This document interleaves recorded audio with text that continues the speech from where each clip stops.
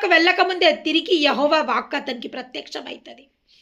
ఆయన నడిమిశాలలోకి వెళ్ళకముందే ఆ యొక్క దేవుని యొక్క వాక్కు యెషయా ప్రవక్తకు ప్రత్యక్షమై చెప్తుంది, నువ్వు మళ్ళీ వెళ్ళి హిజ్కియాకు చెప్పు, నేను 15 సంవత్సరాల ఆయుస్సుని పెంచిన అనేసి. నిజంగా యెషయా ప్రవక్త వెళ్ళి ఆ యొక్క వర్తమానంని హిజ్కియాకు సెలవు ఇవ్వడం జరుగుతుంది.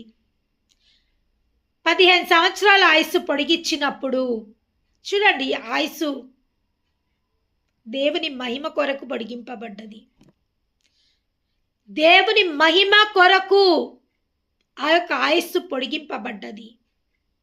తనకు మరణకరమైన రోగం వచ్చినప్పుడు ఇంకా హిజ్కియాకు వివాహం జరగది. హిజ్కియా కుమారులు ఈ లోకంలోకి రావాల్సింది.